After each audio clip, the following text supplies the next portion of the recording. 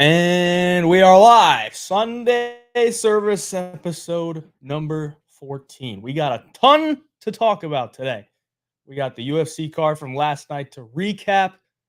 And then we had quite the controversy, quite the pandemonium breakout this weekend with the whole UFC 303 ordeal, the Saudi Arabia going off. It was just, we need to get that up. Could you turn the volume off on that? There we go. I don't want this to echo. So we're good. We got UFC 303 to talk about. We got UFC Saudi Arabia rebooking or fill-in spot. Ikram Alaskarov stepping in for Hamzat. Will Hamzat ever fight again? That is a very good question because right now it don't look good.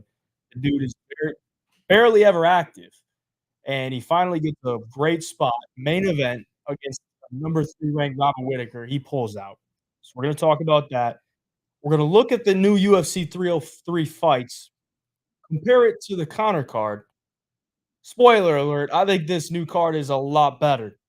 But at the same time, it's still not a Conor card. You're not gonna get the same type of hype with an Alex Pereira card than a Conor card. The diehards, we're gonna love that card a lot better because it got deeper, we got some better fights and more high level fights. But overall, it's not a Conor McGregor card. We're gonna talk about if Conor and Chandler is ever even gonna happen. Right now, if you're making a bet on if it's gonna happen, the bet for it to not happen, probably sitting at like -150, -200. Not looking good. Not looking good. UFC 303 is fire. I agree with you there, Raul. Absolutely agree. Sounds kinda off. Hopefully I think it should be good now. I was just hearing it through the TV. I think we're good. I think we're good. I'll try to speak up. In the YouTube chat, thoughts on Asu performance? Who you think he should fight next? Um, Jesus, I made all the new matchups, but I didn't put it on my iPad. Stay tuned for the IG post because I know I had a matchup set for him. Just can't remember it. I think it might have been I don't know. I can't remember. I think Tajir Ulanbekov. Why not? Why not? Ikram has he's a multiple time Sambo champ, and he has KO power. He will win. Yeah, bro, I think he's got a great chance to win. Absolutely great chance to win. Elijah in the IG chat, you keep your tickets. So here's the thing, boys. I never actually bought a ticket because we were procrastinating buying the tickets, and I was prepared. We literally sat here in the studio last week, probably about 3 or 4 days before they canceled it, about ready to buy tickets. We were gonna lock them in. They were gonna be about $2,000, $3,000 a piece. We were ready to go, and then they made the cancellation, and I made the executive decision that I'm not going to UFC 303 because, number 1, I have already seen Yuri versus Pereira before, saw it in person at Madison Square Garden. Already seen that fight. I've already seen Alex Pereira live in person 3 times. Saw him at 295, I saw him at 287, and I saw him at 300. So I'm not really eager to go see Alex Pereira in person again. I'd rather save my money and go to a real Conor McGregor card because I've never been to a Conor McGregor card, and I wanna go see one live in person. So if he's gonna be fighting, I will be there. If he's not fighting, so I chose not to. I also had a family thing that I was going to miss, and now I'll be going to that instead. So glad I could do that. Always nice to see family instead of, spend thousands of dollars on tickets and probably spend or lose money, yeah, at the tables in Vegas. So that's not a bad thing there. But yeah, crazy week for everything. One thing, I saw so many people when, all the reports were from Ariel Helwani about the possibilities of this card not happening or Conor McGregor not happening and that they needed a replacement. And everyone was on Ariel saying, like, not to believe Ariel. And I'm like, I don't think Ariel would just be spitting it out there." Like, the guy is pretty reliable when it comes to news. Now, whether you like the guy's personality or not, he's pretty good at reporting stuff and it being accurate, just straight up. and it turned out to be accurate, and a lot of people probably eating their words now, which is fine. I mean, gotta have some skepticism. Not always bad, not always bad. For sure too hype, they're selling it literally on Conor's name, unfortunately. Yeah, bro. The thing is, I don't know what the tickets are at right now, but if the tickets didn't go down that much, then it's not worth it at all. Like, we paid less for tickets to UFC 300. I think we paid like 1,500 bucks a piece for tickets to UFC 300, and that card is by far the best card that has ever been assembled. Like, that card was insanely deep, and it lived up to the expectations, so I'm glad I went to that one. I don't think I'm gonna miss anything too huge by not going to UFC. If you bought tickets to that, hopefully you could get your money back if you want that, because I think they if you bought them through the UFC website, you could get your money back, but if you bought them through, like, a third party, then you're kinda out of luck. That's kinda what I'm seeing.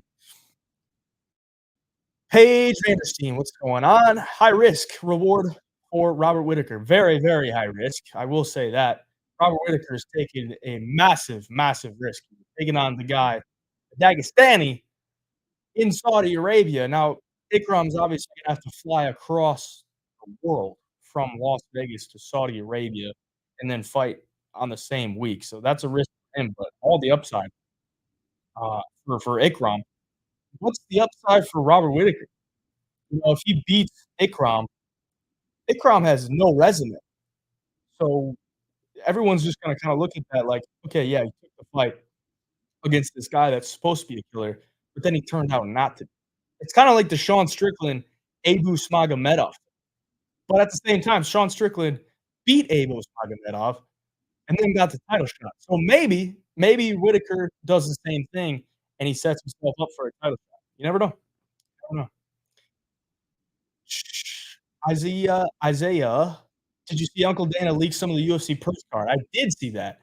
That is I think we saw Adesanya's name on there, so you gotta assume it's Adesanya versus BP. We saw Song Yadong's name on there. No idea who they would match him up with, um, 'cause I don't even know who would be available. Song Yadong,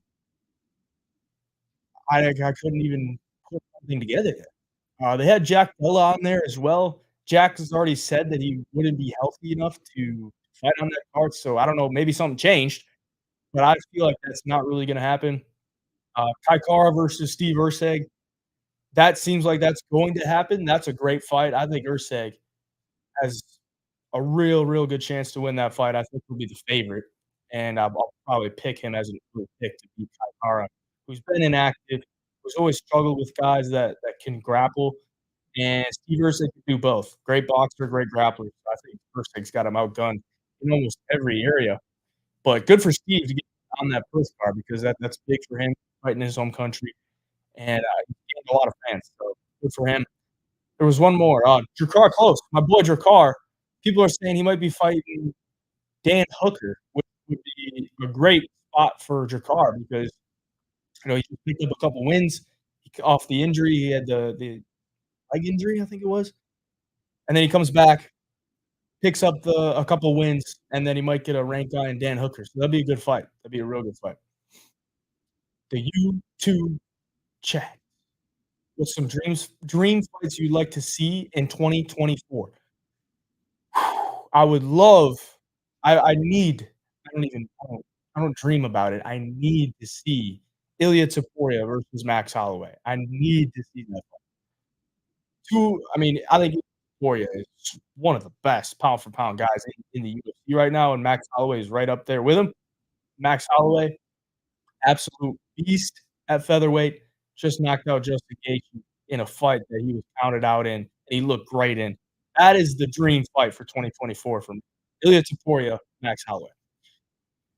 Milo Rucker, Pavlovich versus Volkov, gonna be a banger. Absolutely, looking forward to that one. That's a great, great co-main event for this weekend's fight night. I mean, you can't ask for a better co-main event than a heavyweight, and it's Sergey Pavlovich. You know that's gonna be a banger. Nick Alexander, we've seen how Dana and Hunter operate now, so I doubt Whitaker had much choice. Yeah. Yeah, man, I don't know. I mean, this whole fight Inc. stuff, like, you get to see all of the behind the scenes, and, one thing I saw that was funny when I was watching the UFC card and it's funny because you recognize it now after the fact once you see it, because in the Fight Inc. show, when they're pressuring Aljamain Sterling to fight Sean O'Malley, they said, you can fight him, and if you beat him, you'll get some of his audience, right? And then last night, in the little promo they do before the Alex Perez Tatsuro Taira fight, Alex Perez is talking into the camera, and he says, "Yeah, Taira's got this big Japanese fan base, so if I go out there and beat him, I can get some of his audience." I'm like, this do they do this to every guy or what? Every guy that they have that's higher in the rankings, and they gotta fight this up and coming killer, do they just tell him if they beat him, they get some of the fans, and that just sells them or what? So funny. So funny. You just see that you see the clip from Aljo, and then you see that last night, and you're like, "Oh my god, they must really pulled it on, like, every." Micaiah versus Cop, who you got, brother? I got Cop. I like Cop. You just gotta make weight. Just gotta make weight.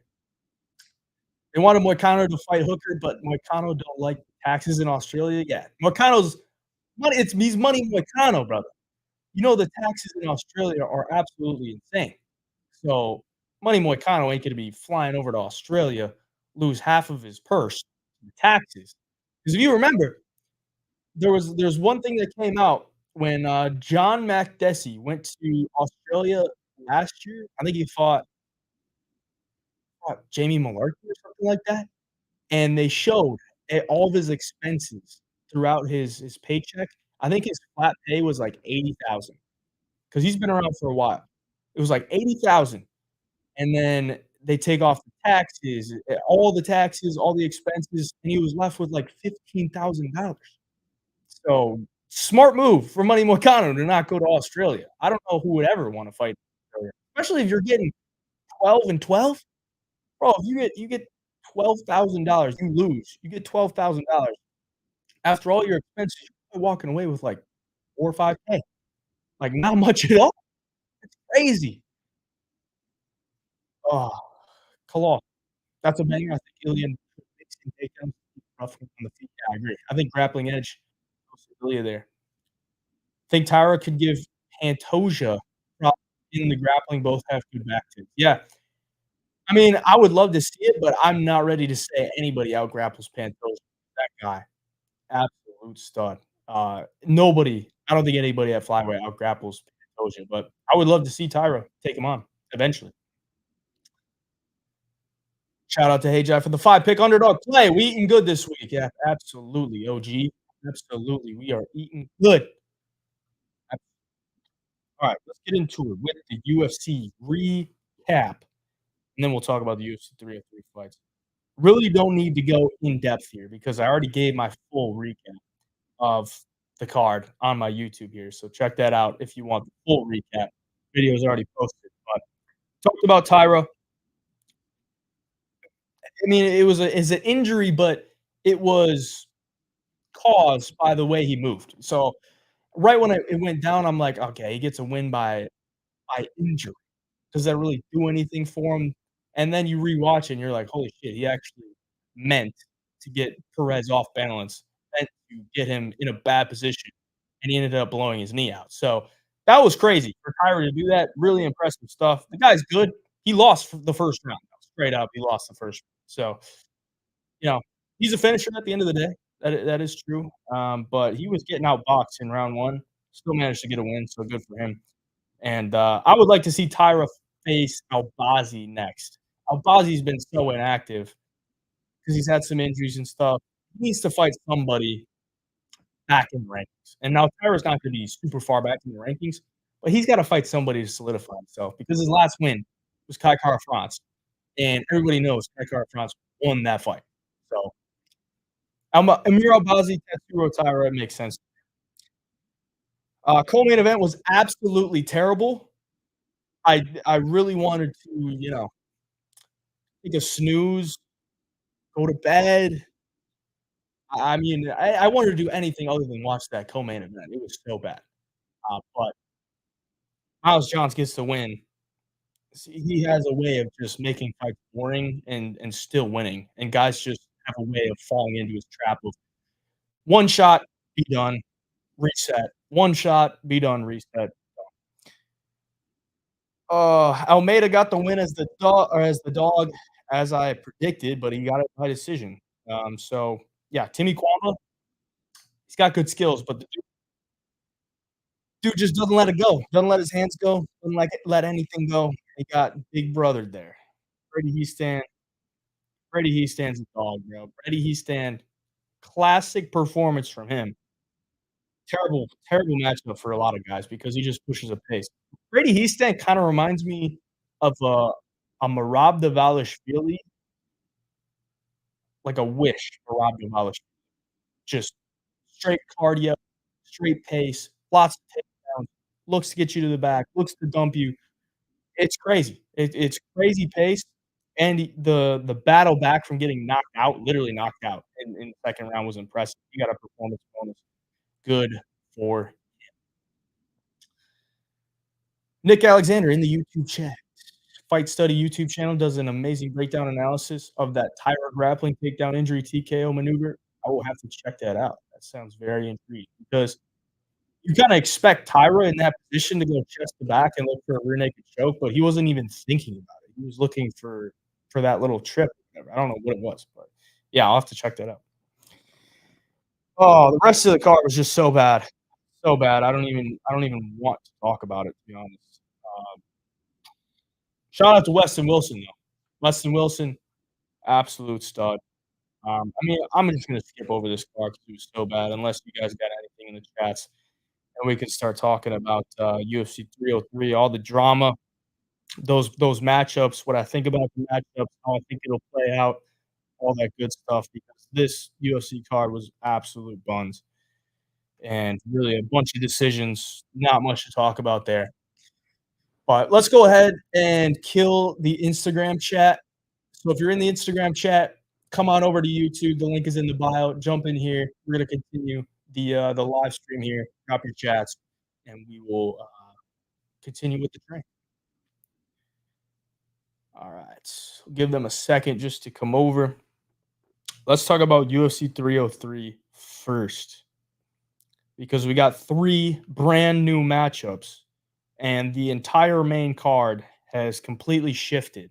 I don't know what they're going to end up doing um, with this featured bout. Why the hell is Myra Bueno Silva, Macy Chasson the featured bout? That seems like the most asinine move that the UFC could make, was have two good fights to start the main card and then put a little snoozer in there and then have two more good fights.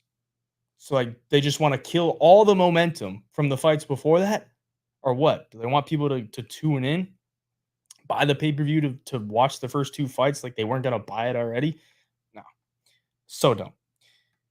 All right, let's talk Alex Pereira, Yuri Prohaska. So as I alluded to earlier, I've already seen this fight in person. I was there live in person in Madison Square Garden. This fight, I don't see how this fight is any different than the first one. But at the same time, this is punchy kicky. This is light heavyweights, guys that can knock each other out at any single time. And we've seen Alex Pereira get knocked out before. So he is not invincible. He can be knocked out. But when I look at this as a technical aspect, how can I really look at Yuri Prohaska from the 295 performance against Pereira, where Pereira knocked him out, and then look at Yuri's performance against Rakic at UFC 300, where he was getting pieced up, like straight up getting mauled by Alexander Rakic in the first round, and not think that Alex Pereira knocks him out with those shots. You know, like, come on. We got to be realistic here. And I don't really see this fight going any way different as far as the technical aspects. So I think Pereira probably beats him. But how about Pereira stepping in with broken toes. This dude saved 295. Now, he was already scheduled to fight on UFC 295 against Pereira or Prohaska as the co-main event. Steps up to be the main event of 295. Then we need a main event for UFC 300. He steps up to be the main event of UFC 300. Has one of the most iconic moments of the year when he's standing over him, going like that in front of Jamal Hill, knocks him out in the first round. He wanted to headline UFC 301, couldn't do that because he had the injuries. So it looks like they were supposed to, or they wanted to have them fight at UFC 305 in Perth, which would have been kind of weird. But I guess Pereira was in Australia right now, like on a little media tour or whatever. So that kind of made sense. And then he steps up UFC 303.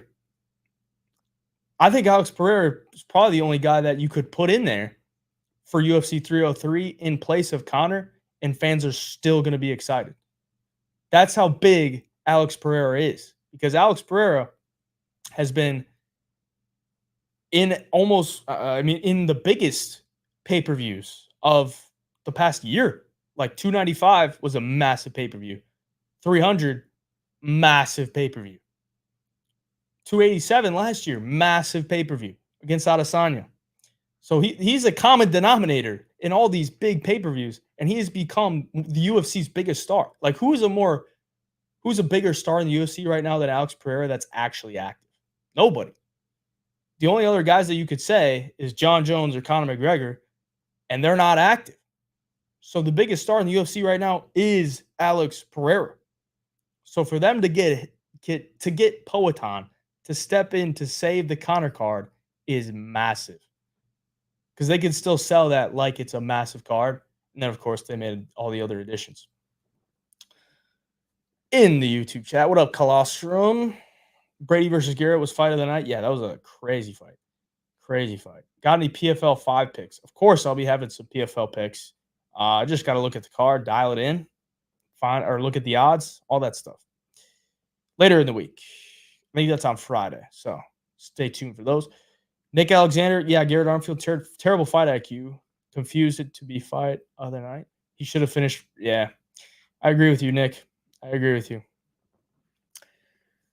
Mr. Toad, am I really going with Ikram? Phil Hawes was piecing the daggy up before Augusta win his chin. Yeah, I mean, I got to watch a little bit more film, but I do think Ikram has a great chance to win. We can go over that a little bit more later in the live when we go over it, but I do think Ikram has a good chance to win. Poatan convinced to step in to gain Yuri's fan base. That's hilarious, man. Yeah, they sat down Alex Pereira and they're like, all right, if you beat Yuri Prohaska again, you can steal half of his fan base. We just really need you to save this card. That's fun. That's jokes. That's great. Yuri versus Pereira. I got to go Pereira knockout, man. I think I got to. What up, Sir Chief? Another great addition that was made, and this one came out of completely left field. Brian Ortega versus Diego Lopez. Is that not like one of the best fights in the featherweight division right now? That's got to be. I think other than an Ilya versus Max Holloway, that's the best fight in the featherweight division, in my opinion.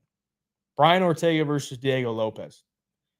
And one thing I noticed, Diego Lopez has been, this is the third time that Diego Lopez is now on the same card as Alex Pereira when Alex Pereira is the main event.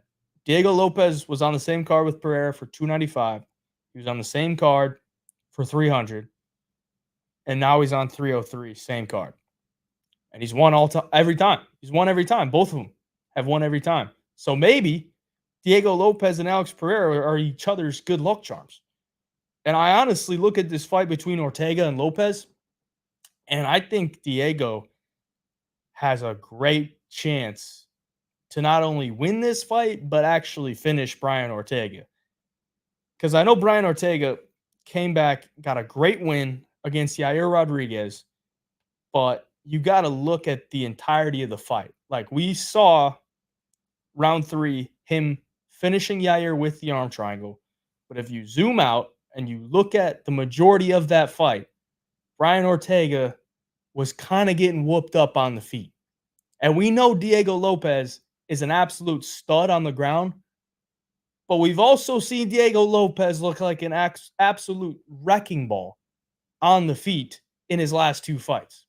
Knocking out Pat Sabatini in like 2 minutes and knocking out Sadiq Youssef in like 2 minutes. Let me get it exact. How many minutes was it? Less than 2 minutes.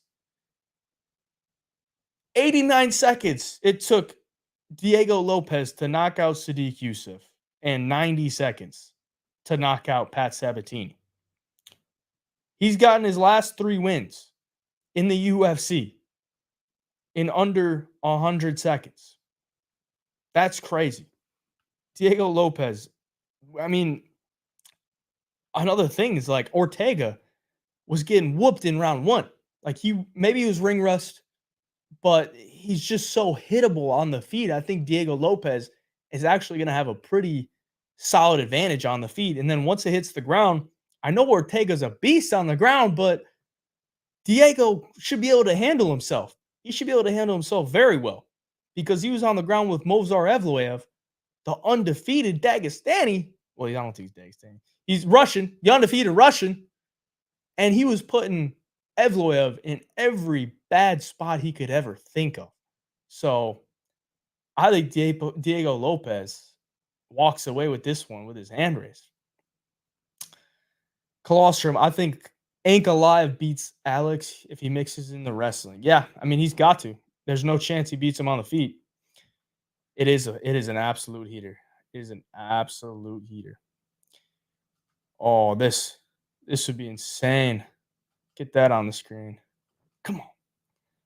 Lopez wins, then Lopez versus Ilya at the Sphere. That'd be nuts. That'd be fucking nuts, man. Oh shit. I wonder if if Hunter Campbell pulled the old you'll get his audience card to Brian Ortega, be like, yo, you just got to win against Yair, but we got this Diego Lopez guy, up and comer. He's got a lot of fans. I know it's short notice, but if you beat this Diego Lopez guy, you're gonna get a lot of his fans. That's such a joke, man. That's a joke that'll be around forever now. Toffee Coffee lost all my money on Armfield. Yeah, I can't afford rent, and I'm on the streets. I'm right there with you, brother. Too much money on Garrett Armfield, and yeah, I mean, if that fight gets stopped in round 2, we're looking good. We're looking real good, brother. I think the only game plan to beat Pereira is storm him early in round 1 and take him down. Can't stand at rage with him and let him get his reads like Hill did. Yep, Pereira superior to everyone on the feet. I thought that was the dumbest game plan I've ever seen. I shouldn't say that. It was the dumbest game plan Jamal Hill could have came into the fight with against Pereira, was literally just stand at range with him and let him get his reads, let him get his timing, and really not offer any resistance. He was just out there kind of point fighting for the first minute or 2 and then got chinned. So, yeah, if you're going to fight Alex Pereira, don't take the Jamal Hill game plan. That's for sure. Can someone PayPal me some money? I can't afford rent. Oh, sorry, brother. Enter my giveaway on Instagram. Hopefully you win it. I'll be giving those or selecting the winners tomorrow once I look at it. $100 to 3 people on the underdog post. Pockets say Lopez. My heart wants Ortega. Man, I've become a fan of Ortega. Really have. I like the guy. Just think this is a really tough fight for him. Ortega's chin has been declining. Absolutely, man. Holloway and Wolf beatings were nasty. And yeah, if he could take Diego Lopez's punches, then he's got a chance. But his last 2 opponents just melted in 90 seconds. So I don't know. I don't know. Underrated channel. Thanks, brother. I appreciate you. Toffee, learn to manage your bankroll. Yeah, Toffee, come on. Bankroll management. Bankroll management. But yeah, Armfield just destroyed us last night. Not gonna lie. Diego, we already talked about Diego. Let's talk about Anthony Smith, Carlos Ulberg. Is anyone in the chat gonna give Anthony Smith a shot in this fight? Is anyone? I need to know this because I'm not really giving him much of a chance. Now, the only chance that he has is to get Carlos Ulberg to the ground. But I don't know that he's going to be able to do that because he hasn't really been shooting a ton of takedowns in his fights. Most of his fights, he stands there, kickboxes with guys, and he's just not landing as hard as these other guys. Like if you look at his wins, it's literally the Vitor Petrino fluke guillotine win because Vitor Petrino had no fight IQ whatsoever. He goes in for the takedown, literally gives him the guillotine, and he wins that way. Then gets knocked out by Khalil. Wins against Ryan Spann, split decision where he nearly got knocked out in round 2. I'll give him that he battled back, but then he got smoked by Johnny Walker, smoked by Magomed Ankalaev, and then it's Ryan Spann, Jimmy Crute, Devin Clark. I don't know. I mean, I know Carlos Ulberg's going to be a massive favorite. I don't really think Carlos Ulberg he's not a good grappler, but he's got some takedown defense. He's got great movement from the outside, and he hits hard. So I'm going to go with Carlos Ulberg for an early pick for sure. Get that on the screen. Come on. How's Ulberg's grappling defense? I haven't watched much tape. I mean, he's a city kickboxing guy, bro. They all got real good takedown defense. That's what they want to do. They just want to stuff the takedown, stay on the feet, and kickbox with you. Carlos not a dude you take on short notice. Hail Mary like a motherfucker for Smith. Hey, props to him, though, for stepping up. Ulberg going to destroy him with the leg kicks. Anthony Smith's kryptonite. Terrible matchup for Smith. Yeah, the leg kicks isn't something I didn't even mention. But, yeah, Anthony Smith has been awful against leg kicks. And, of course, Carlos Ulberg being a kickboxer. Got big power in the hands, but he's also got some pretty nasty leg kicks. So, not looking good for Anthony Smith. Got this homeless man money. Now I'm gonna pay rent. All right. So we talk about UFC 303. Other than that, I mean, my one thing that's flying under the radar is that Ian Gary and Michael Page is still on this card. Like with all the cancellations, I think we almost forgot Ian Gary, Michael Venom Page is on this card. Like that is still a super exciting fight to me. But at the end of the day, I think it could end up being really, really boring. Like these are two guys that stick to the outside. More often than not, they're counter punchers. So, Michael Venom Page already said him versus Wonderboy would not be an exciting fight because they both had the same style and it would just cancel out and they'd be staring at each other for most of the fight. I kind of see the same thing with Ian Gary. Like Ian Gary is a guy that fights off the back foot, counter punches, stays at range with the leg kicks, the push kicks. Michael Venom Page is actually a lot more of an explosive athlete than Ian Gary. They're both pretty durable. We have seen Ian Gary get knocked down before, but I don't know. I think this fight could actually end up being really boring, but I like the matchup. I do like the matchup. And I do think Michael Venom Page could probably pull this one out. But if it goes to a decision, who do you think the UFC would want to win? That's actually a good question. If this goes to a decision and Dana White's there in attendance, who do you think he's rooting for? A close decision. Who does Dana White want to win? Ian Gary or Michael Venom Page? I would probably say Ian Gary. But Michael Venom Page does have a lot of marketability as well. So I don't know. Maybe. Brian versus Diego going to be a straight war. Absolutely, brother. So looking forward to that one. The Emo Kid back in action. Co-main event of UFC 303. Who would have thought? Who would have thought? Diego Lopez.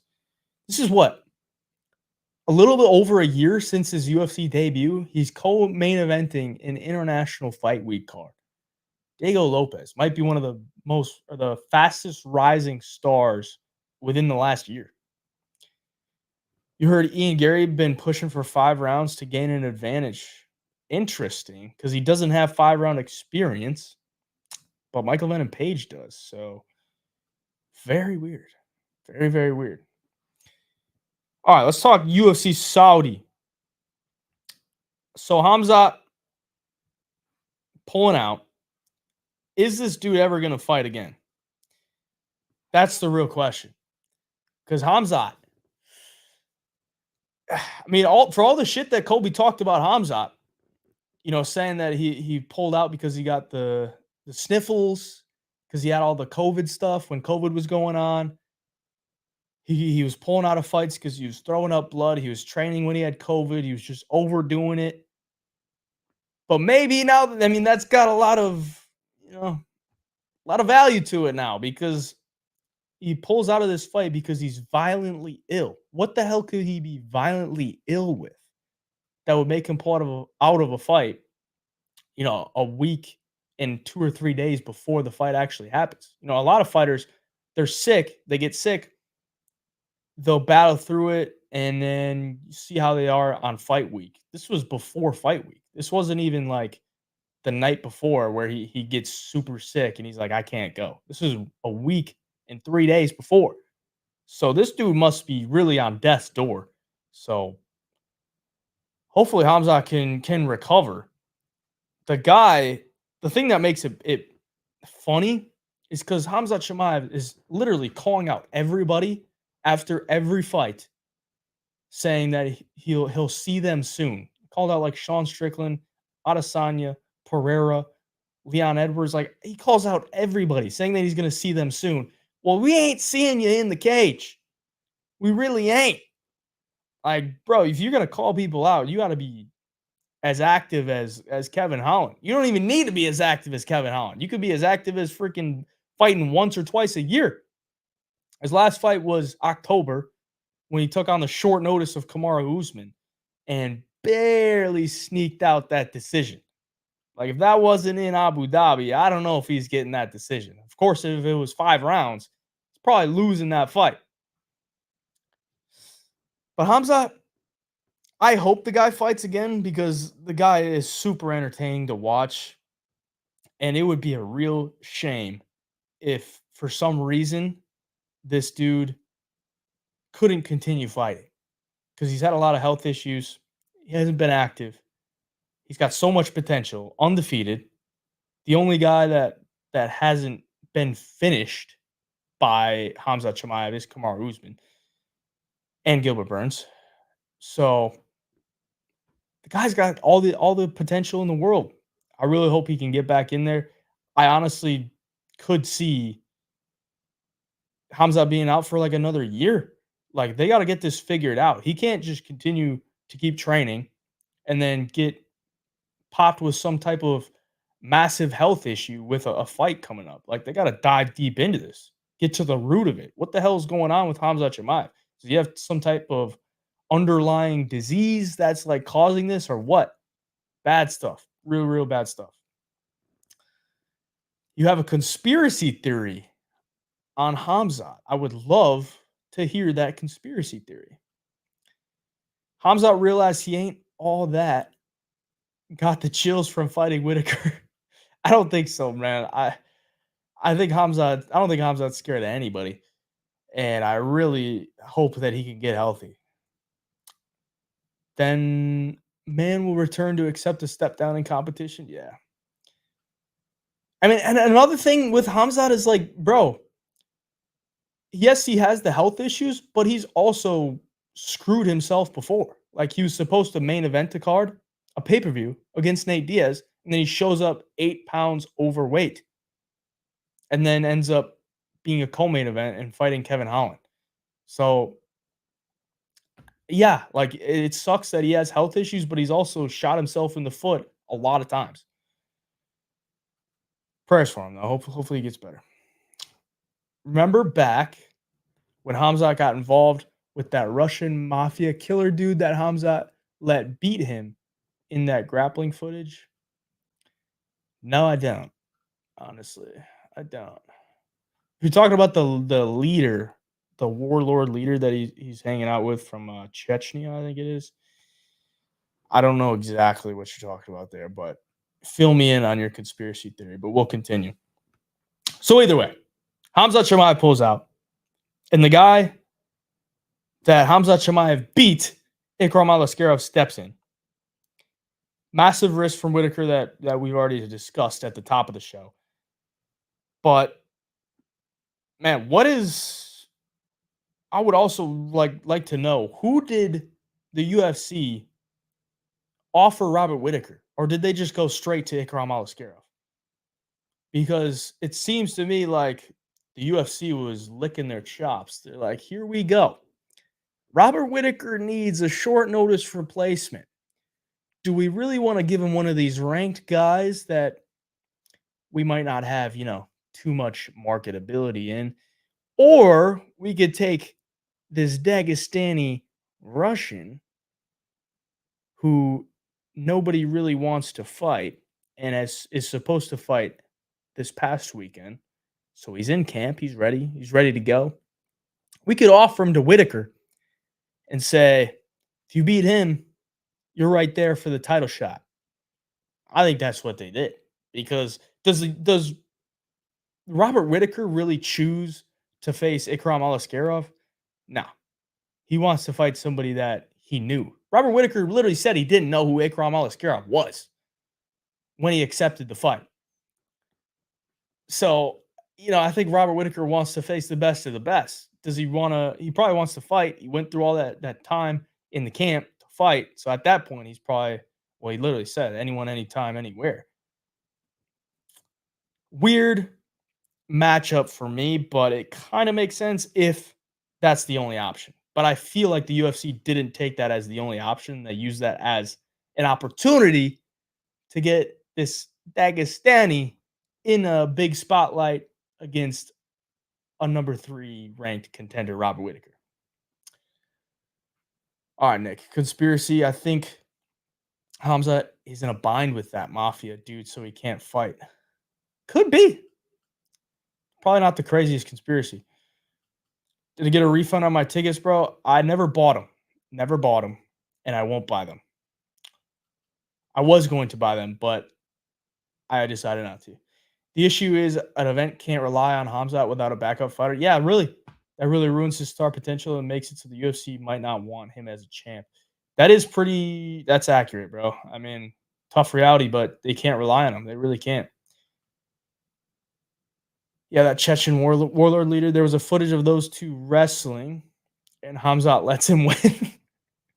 That's funny. So the theory is what? What's the theory, Nick? You think he's in a bind with the Chechnyan warlord, and he can't fight because of that? Or is the Chechnyan warlord, or what if he's got some enemies around him that are poisoning him? Who knows? Who knows? Very weird conspiracy, but probably not crazy. All right, so the breakdown of this fight is Ikram Alaskarov could steal all the hype here, man. He could steal all the hype that Hamzat Chimaev had. Hamzat Chimaev, whether he's active or not, is still one of the most well-known guys in the middleweight division. People know who Hamzat Chimaev is because he's a crazy motherfucker. He goes in there and screams, I'll kill you all.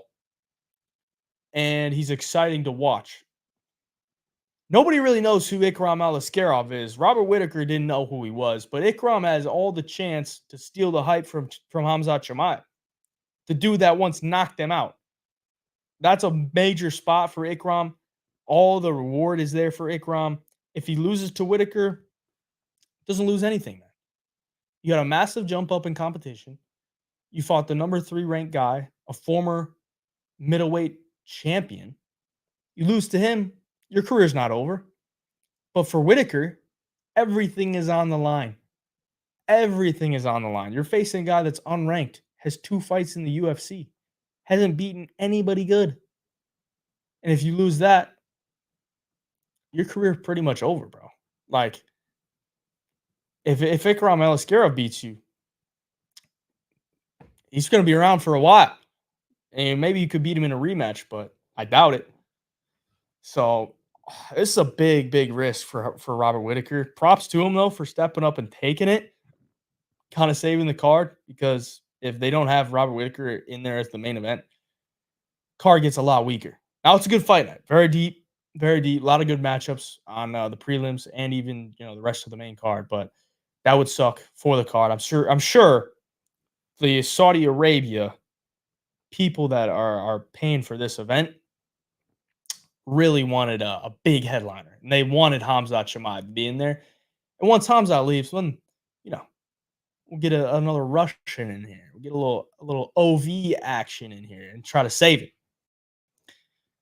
JRZ, what happened to McTapper though? Did his leg break again? So there's the rumor, which we can transition to. Will Conor versus Chandler ever happen? So what happened to Conor McTapper?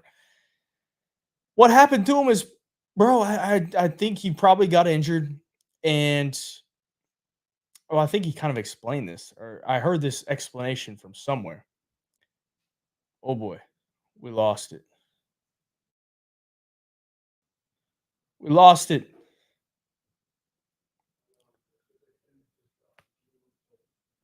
Hold on, boys.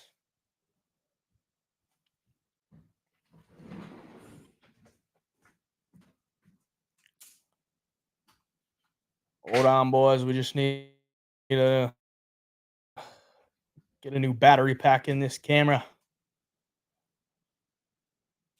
and we'll be good.